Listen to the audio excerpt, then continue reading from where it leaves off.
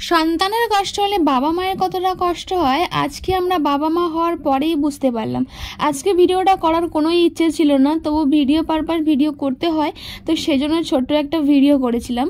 তো দেখো আজকে রাত থেকে প্রায় বৃষ্টি হচ্ছে, বৃষ্টি থামার কোনো নাম নেই। আমি তো প্রায় সকাল 6টার সময় উঠেছিলাম, সকাল 6টার থেকে উঠে রেডি হয়ে বসেছিলাম যে বৃষ্টি থামলে যাব, কিন্তু দেখলাম যে বৃষ্টি আর থামার কোনো ইচ্ছেই নেই। তো আজকে এখন 10টা বেজে গেছে, আর এই 10টার সময় আমরা একটা গাড়ি করে নিয়েছিলাম, তো গাড়িতে করে এখন যাচ্ছি, কারণ এই বৃষ্টির মধ্যে বাচ্চাকে নিয়ে আর যাওয়া যাবে না, তো বাইকে করে যেতে পারলাম না, আমরা একটা গাড়ি করলাম। তো আমার ছেলেটা দেখো, ছেলেটা একটু শরীর খারাপ, তো সেজন্য দেখো চুপচাপ রয়েছে, হাসি খুশি নেই, তো সেজন্য আমাদেরও মনটাও ভীষণ খারাপ।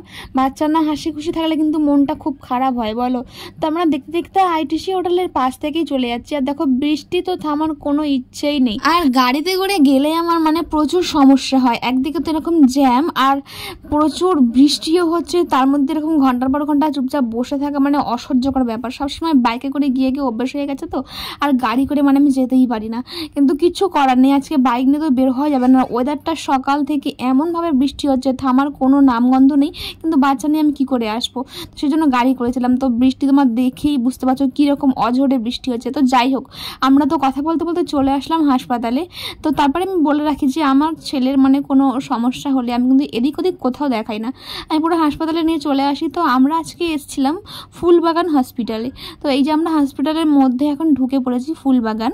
এই যে দেখো, আর বৃষ্টি তো এখনও থামেনি, এখন প্রায় 11টা 12টা তো বেজেই গেছে, কিন্তু বৃষ্টি থামেনি। আমার ছেলে দেখো গাড়িতে প্রথমবার উঠে না ভীষণ খুশি, সবসময় বাইক চড়ে কিন্তু গাড়িতে উঠে খুব খুশি হয়ে গেছে। তারপরে ওর বাবা দেখো ছেলেকে নিয়ে বেরিয়ে পড়লো, এখনো কিন্তু বৃষ্টি থামার কোনো নামগন্ধ নেই, সেজন্য ছাতা মাথায় বেরিয়ে পড়েছি, যেদিকে ডাক্তার দেখানো হবে সেই দিকে যাওয়া হবে। এখন ওর বাবা, আমি একটা ছাতা নিয়ে এসেছিলাম বলে ওর বাবা ছাতা মাথায় দিয়ে ওকে নিয়ে চলে গিয়েছিল।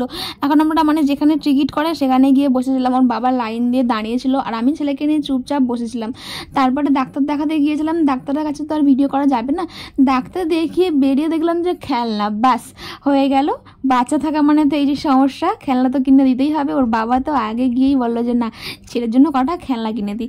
তো আমরা কিন্তু হাসপাতালের মধ্যেই রয়েছি, ডাক্তার দেখিয়ে বেরিয়ে দেখলাম খেলনা দোকান, তো এখান থেকেই খেলনা 2-3টে খেলনা প্রায় নিলাম, খুব পছন্দ লাগলো। যে দেখো কত সুন্দর ঢাক ঢোল বাজছে, কি সুন্দর সুন্দর খেলনা কয়েকটা বেছে নিলাম। আমার ছেলেও খুব খুশি হয়ে গেল খেলনা দেখে। আর এই খেলনাগুলো আমার কিন্তু খুব ভালো লেগেছে, সেই ছোটবেলায় খেলতাম, এখন যেন ইচ্ছা হচ্ছে একটু খেলি, কিন্তু এখন তো আর খেলতেই পারবো না। এখন ওই আমার ছেলের পাল্লায় পরে কিছু খেলনাও কেনা হয়ে গেল, সঙ্গে আমারও খেলাও হয়ে যাবে। তো আমি প্রায় অনেকগুলো খেলনা কিনেছিলাম, ছেলের জন্য টিয়া পাখি, ঢাক ঢোল সব কিছু কিনে নিয়ে একেবারে চলে আসলাম। এটা একেবারে হসপিটালের মধ্যেই ছিল, সেই জন্য সেখান থেকেই কিনে নিয়েছিলাম। আর এদিক ওদিক খেলনা খুঁজলো না, পাওয়া যায় না, আমরা এখনো কিনি না, তো প্রথম সবে শিখছি খেলনা কেনা, তো সেই জন্য ভাবলো না এখান থেকেই নিয়ে নিই, আর কোথায় পাবো না পাবো।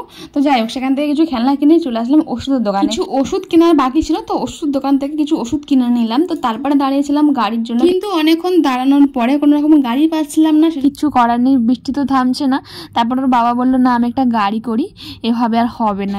এদিকে পেটে ছুঁচো ডান মারছিল, কি করে এবার। তো যাই হোক, একটুখানি আমরা কিছু খেয়ে নিলাম, তারপরে দাঁড়িয়ে দাঁড়িয়ে কিছু খেয়ে নেওয়ার পরে এদিকে বৃষ্টিও থামছে না, প্রচুর সমস্যা, মাথাতে পুরো গরম হয়ে যাচ্ছে। দেখি আমার ছেলে দেখো আমার হাত ধরে একবার টানে, আর একবার চুল ধরে টানছে, ওর তো কোনো চিন্তাই নেই। যাই হোক, মা বাবার সঙ্গে আছে, ওর কোনো চিন্তা থাকার কোনো কথাই নয়, একবারে নিশ্চিন্ত রয়েছে। আমাদের এদিকে তারপরে গাড়ি করে গাড়িটা তারপরে চলে আসলো, আমরা গাড়িতে উঠে বসে পড়লাম। আর আমার ছেলে দিকে সুন্দর করে একটা পোজ দিয়ে বসে পড়েছে, ও এখন একটু একটু বসতে পারে, তো অনেকক্ষণ কোলে নিচ্ছিলাম, তো খুব কষ্ট হচ্ছিল, তো ওকে মাঝখানে বসিয়ে দিয়েছি, ও এখন ভাবছো কোথায় বসলাম রে বাবা।